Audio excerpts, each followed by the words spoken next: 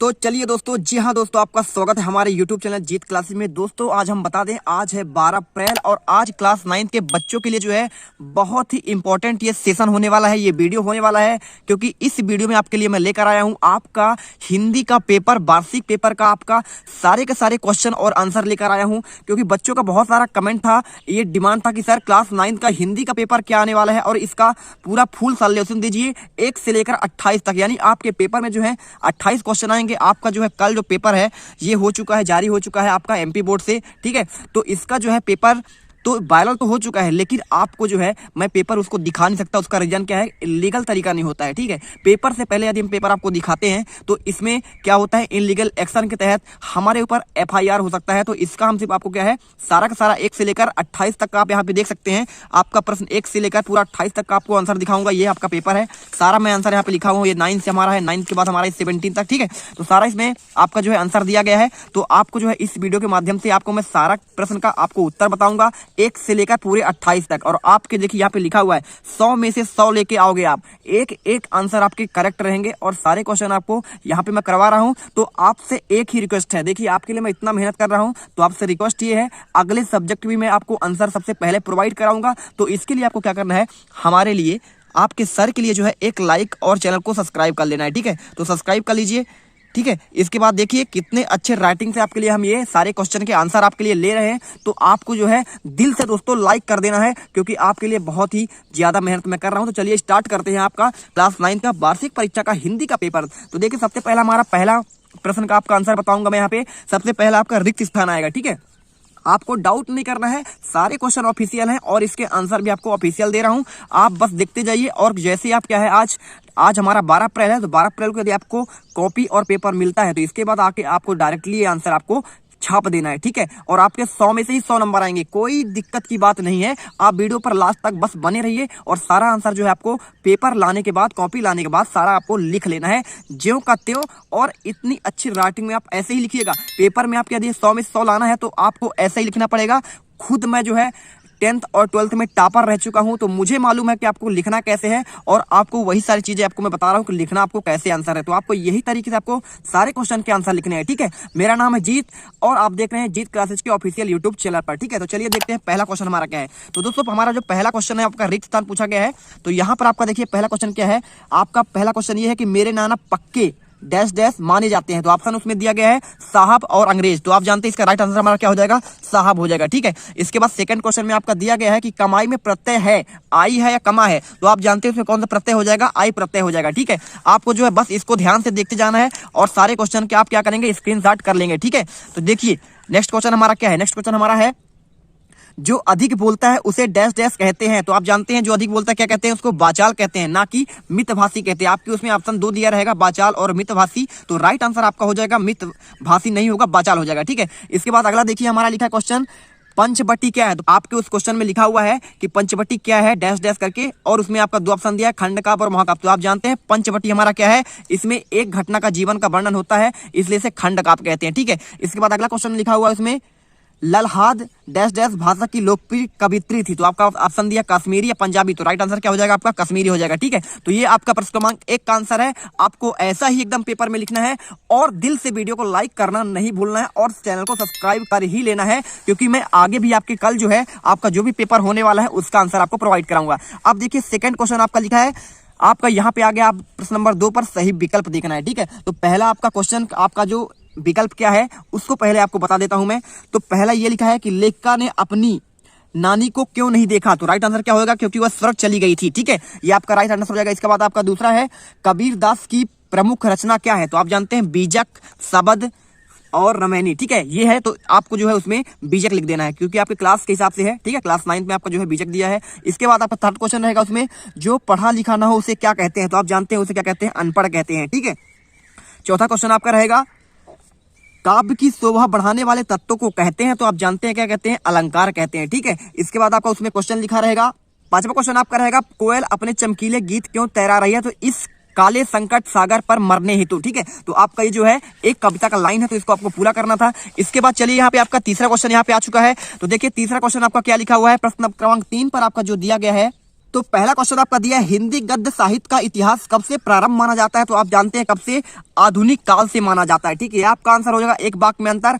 और अगर चाहते हैं आप तो आप जो है 1900 से भी प्रारंभ मान सकते हैं। ठीक है, इसके बाद देखिए सेकंड आप क्या है, इसमें लिखा है क्वेश्चन आपका सेकंड रहेगा, श्रृंगार रस का स्थायी भाव क्या है? तो आप जानते हैं श्रृंगार रस का स्थायी भाव आपका रति होता है। ठीक है, इसके बाद देखिए थर्ड क्वेश्चन आपका उसमें दिया हुआ है, कैदियों के हाथ में क्या होता था? तो हथकड़ियां होती थी। ठीक है, इसके बाद आपको चौथा क्वेश्चन लिखा है, इसमें एकांकी में कितने अंक होते हैं? तो एकांकी में 1 अंक होता है और नाटक में अनेक अंक होते हैं। ठीक है, अब अगला क्वेश्चन पांचवा आपका जो है वो है, प्राचीन काल में किस कला का अभाव था? तो प्राचीन काल में आपका मुद्रण कला का अभाव था। ये हमारा प्रश्न क्रमांक 3 तक का उत्तर कंप्लीट हो गया। आप चलते हैं चौथे क्वेश्चन पर। देखिए चौथा क्वेश्चन जो हमारा है, यहाँ पे आपको सही जोड़ी दिया गया है। ठीक है, तो सही जोड़ी आपका क्या है, आपका पहला जो इसमें लिखा जाएगा कमल, तो कमल का आपका क्या लिखना है, पर्यायवाची से पंकज होता है, तो इस हिसाब से आपका क्या आंसर हो जाएगा, पंकज। माटी वाला क्या है, तो एक हमारा कहानी है, गोस्वामी तुलसीदास। ठीक है, तो इनकी एक हमारा क्या है, रचना क्या है, रामचरितमानस है। ठीक है, ग्राम यानी क्या होता है, ग्राम का मतलब होता है आपका गांव, आपको इसमें मिला देना है आपका सही जोड़ी। पांचवा क्वेश्चन आपका यहाँ पे चौपाई, चौपाई हमारा क्या है, एक छंद है। तो देखिए दोस्तों, आपको यदि वीडियो पसंद आ रही है तो वीडियो को दिल से लाइक करें यार, क्योंकि आपका सारा क्वेश्चन जो है आपके एग्जाम में यही क्वेश्चन आने वाले हैं। आपको डायरेक्टली बिना मेहनत किए आप क्या करना है, सारे के सारे क्वेश्चन का आंसर आपको लिख देना है। चलते पांचवें क्वेश्चन पर। तो पांचवा क्वेश्चन आपका दिया गया है, यहाँ पे आपको दिया जाता है सत्य और असत्य दिया गया है। ठीक है, तो आपको इसके सारे आंसर लिख देना है। तो देखिए पहला हमारा क्या है, तो पहला हमारा उसमें क्वेश्चन दिया गया है कि किरण शब्द का पर्यायवाची रश्मि है। तो क्या क्या सत्य है? बिल्कुल, किरण का क्या होता है, पर्यायवाची आपका रश्मि ही होता है। तो सेकंड क्वेश्चन यहाँ पे देखिए आपका लिखा है, बच्चे काम पर जा रहे हैं, कविता सुमित्रा नंदन पंत का है। तो बिल्कुल क्या हो जाएगा, नहीं है, तो ये असत्य हो जाएगा। थर्ड क्वेश्चन आपका लिखा है, सूरदास राम भक्ति शाखा के क्या कवि हैं? तो सूरदास क्या है, आपके कृष्ण भक्ति शाखा के कवि हैं। तो ये हमारा क्या हो जाएगा, असत्य हो जाएगा। ठीक है, इसके बाद चौथा क्वेश्चन आप यहाँ पे देखिए, चौथा क्वेश्चन में आपका लिखा है, उपन्यास सम्राट क्या प्रेमचंद्र हैं? तो बिल्कुल उपन्यास सम्राट कौन कहलाते हैं, प्रेमचंद्र कहलाते हैं। पांचवा क्वेश्चन आपका लिखा है, रिपोर्टाज भारतीय भाषा का शब्द है। तो बिल्कुल ये गलत है, क्योंकि ये कहाँ का, फ्रेंच भाषा यानी फ्रांस की एक हमारा शब्द कहलाता है। ठीक है, तो देखिए हमारा ये क्या हो जाएगा, असत्य हो जाएगा।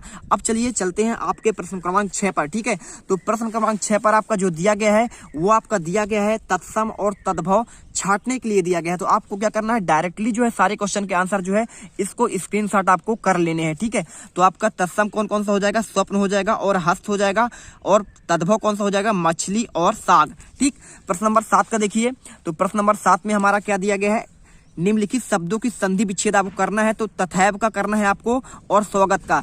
तो तथा धन एव हमारा हो जाएगा, तथैव का हो जाएगा, ये आपका वृद्धि संधि का हो जाएगा, और स्वागत हमारा हो जाएगा सुधन आगत, ये कहलाएगा आपका जन संधि का। ठीक है, प्रश्न क्रमांक 8 पे चलते हैं। तो प्रश्न क्रमांक 8 में आपको क्या दिया गया है, तो देख लीजिए यहाँ पे। तो प्रश्न क्रमांक 8 में आपका दिया है, रस के 4 अंग होते हैं। ठीक है, आपको क्वेश्चन दिया गया कि रस के कितने अंग होते हैं, तो आपको आंसर में लिखना है रस के 4 अंग होते हैं। पहला होता है स्थायी भाव, दूसरा विभाव, तीसरा अनुभव, और चौथा हमारा क्या होगा, संचारी भाव होगा। ठीक है, इनकी संख्या 33 मानी जाती है, आपको अच्छे से मालूम होगा। ठीक है, तो जी हाँ दोस्तों, चलते हैं अब अगले क्वेश्चन, प्रश्न नंबर 9 पर। यहाँ पे आपका क्वेश्चन देखिए लिखा है, मानसरोवर से कवि का क्या आशय है? तो आपको आंसर लिख देना है, मानसरोवर से कवि का आशय है, मन रूपी पवित्र सरोवर से है, जिसमें मनुष्य के मन में स्वच्छ विचार रूपी जल भरा हुआ है। ठीक है, 10वां क्वेश्चन में देखिए यहाँ पे लिखा है, ज्ञान की आंधी मनुष्य के जीवन पर क्या प्रभाव डालती है? आंसर में आपको लिख देना है, ज्ञान की आंधी से मनुष्य की भावना की समाप्ति हो गई है और उनका शरीर अत्यंत निर्मल हो गया है। ठीक है, तो आपको ऐसे ही एकदम प्यारे राइटिंग से आपको लिखना है और चैनल को सब्सक्राइब कर देना है, क्योंकि मैं आपके लिए इतना मेहनत कर रहा हूं। तो आपके लिए मैं गुरु दक्षिणा में सिर्फ क्या चाहता हूं, सिर्फ आपसे लिए एक लाइक चाहता हूं। ठीक है, एक लाइक आपके देने में क्या होगा, हमें कुछ नहीं मिलेगा, लेकिन जो हमारा मेहनत है वो एक सार्थक कहलाएगा। ठीक है, हमको क्या है, मोटिवेशन मिलती है। तो देखिए 10वां क्वेश्चन आपका हो चुका है। 11वां क्वेश्चन देखते हैं, यहाँ पे लिखा है, रस खान ब्रज में क्यों जन्म लेना चाहते हैं? तो आंसर में आपको लिख देना है, कवि रस खान बार बार ब्रजभूमि में इसलिए जन्म लेना चाहते हैं कि वे कृष्ण के अनंत भक्ति में लीन हो जाएं। कृष्ण ने ब्रजभूमि की तरह तरह की लीलाएं की थी, जिनकी यादें अब भी वहां है। कवि इन यादों से जुड़ना चाहता है तथा श्री कृष्ण का सानिध्य पाना चाहते हैं। ठीक है, इसके बाद चलिए चलते हैं 12वें क्वेश्चन और 13वें क्वेश्चन पर। तो देखिए प्रश्न नंबर 12 पर देखिए, कवि को कोयल से ईर्षा क्यों हो रही है? तो कवि कोयल से ईर्षा इस बात पर हो रही है कि कोयल हरे भरे वृक्ष की डाल पर रहती है, उसके उड़ने फिरने के लिए संपूर्ण आसमान है, जबकि कवि की एक कोरी छोटी सी 10 फुट लंबी चौड़ी काल कोठरी में एक कैदी का जीवन व्यतीत कर रहा है। प्रश्न क्रमांक 13 में देखिए, आपने अपने शहर में बच्चों को कब कब और कहां कहां काम करते देखा है? तो आपको ये आंसर लिख देना है। मैंने अपने शहर में बच्चों को चाय की दुकान पर, ढाबे पर, होटलों पर, सब्जियों के ठेले में, विभिन्न दुकानों पर, समृद्ध वर्ग के घरों में, प्राइवेट कार्यालयों में क्या है काम करते हुए देखा है। और प्रश्न नंबर 14 आपका यहाँ पे है, कहानी के प्रमुख तत्वों के नाम लिखना है आपको। प्रमुख तत्व जानते हैं, कथानक होता है, चरित्र चित्रण होता है, कथोपकथन होता है, वातावरण और भाषा शैली और उद्देश्य होता है। 15वें पे चलते हैं। यहाँ पे लिखा है 15वां क्वेश्चन आपका देखिए, गया ने बैलों को शरारत के लिए क्या सजा दी? तो आपको आंसर में लिखना है, गया ने बैलों को शरारत के लिए बहुत मारा, उन्हें खाने के लिए चिकनाई व चारा भी नहीं दिया, चूना भूसा खाने के लिए दिया। ठीक है, तो ये देखिए आपका क्वेश्चन यहाँ पे पूरा आंसर आपका लिखा हुआ है। यहाँ पे आपका प्रश्न नंबर 16 का आंसर है। सारे क्वेश्चन के आप जो है वीडियो को क्या है डाउनलोड कर लीजिए। यदि डाउनलोड नहीं कर रहे हैं तो आप क्या करिए, इस वीडियो के सारे क्वेश्चन के आपको स्क्रीनशॉट कर लेना है और इसे सेव कर लेना है। ठीक है, और कॉपी पर जैसे ही आपको मिलेगा स्कूल से, आज मिलता है कल मिलता है, क्योंकि कोरोना पैंडेमिक में क्या है कि हो सकता है एक दिन आगे पीछे हो सकता है। उसका रीजन क्या है, क्योंकि अलग अलग जिलों में जो है अलग अलग आपको टाइम डेट उसका दिया गया है। ठीक है, तो प्रश्न नंबर 17 में आपको नीचे दिए गए जीव जंतु की विशेषता लिखिए। आपको ये क्वेश्चन आएगा, आपको उसमें जो है बकरी, हिरण, हाथी और मोर के बारे में आपको क्या है विशेषताएं लिखनी है। तो आप बकरी के बारे में लिख दीजिए, बकरी दूध देती है, उसका दूध पौष्टिक होता है। हिरण सुंदर जानवर होता है, उसकी नाभि में कस्तूरी रहती है जो बहुत ही खुशबू देती है। ठीक है, हाथी का देखिए, हाथी बलशाली होता है, बच्चों को अपनी पीठ पर बैठाकर सैर कराता है। इसके बाद आप क्या करना है, मोर के बारे में लिखना है। ये भारत की राष्ट्रीय पक्षी आप जानते हैं, मोर जो है क्या है भारत की राष्ट्रीय पक्षी है। बरसात के समय पर खुश होकर नृत्य करती है और बहुत ही सुंदर पक्षी है। ठीक है, 18वें क्वेश्चन पे यहाँ पे देख लीजिए।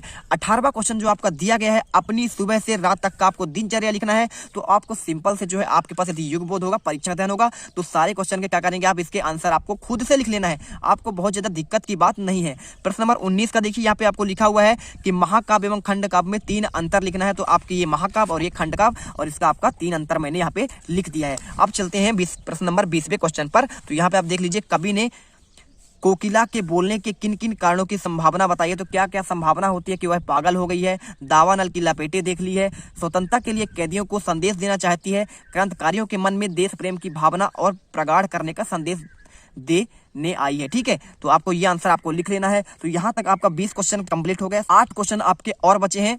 प्रश्न क्रमांक 21 से आपको स्वयं से उत्तर लिखना है। चलिए मैं आपको इसका पूरा क्वेश्चन दिखा दे रहा हूँ। आपको क्या करना है, अपने बुक से इसके सारे क्वेश्चन के आंसर आपको लिख लेने हैं। तो आपको देखिए, यहाँ पे प्रश्न क्रमांक 1 है, 2 है, और इसके बाद हमारा यहाँ पे 3 है, और 3 के बाद आप चलते हैं यहाँ पे प्रश्न क्रमांक 5 है और 6 है। ठीक है, सारे क्वेश्चन यहाँ पे देख लीजिए, आप स्क्रीनशॉट करते जाइएगा। और आगे आपको दिखाते हैं 21वें क्वेश्चन पर। आपको क्या करना है, सिंपल से आपके जो है युग बोध होगा, आपके पास जो सैंपल पेपर होगा, या फिर ये प्रश्न बैंक में भी इसके सारे के सारे क्वेश्चन मिल जाएंगे। तो आपको वहां से क्या करना है, प्रश्न नंबर 28 क्वेश्चन ये आपका है।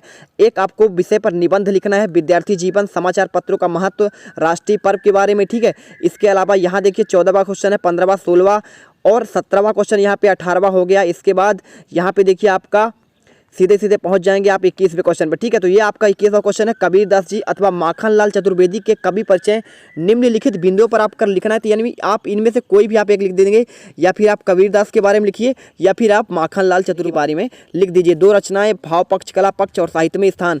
प्रश्न क्रमांक 22 में आपको क्या करना है, पद्यांश की संदर्भ प्रसंग व्याख्या करनी है। तो आपका ये जो है आपका एक कविता रहेगा, कविता के बारे में आपको संदर्भ प्रसंग व्याख्या करनी है। ठीक है, इसके आंसर मैं जो है कुछ ही घंटों में अभी आपको प्रोवाइड करा दूंगा। यदि आपको कॉपी पेपर मिलता है तो इसके तब तक में आपका वीडियो जो है अपलोड हो जाएगा। ठीक है, इसके बाद ये देखिए प्रश्न क्रमांक 22 का आपका जो है अथवा क्वेश्चन ये है। ठीक है, तो इनमें दोनों में से आपको कोई एक क्वेश्चन कर लेना है।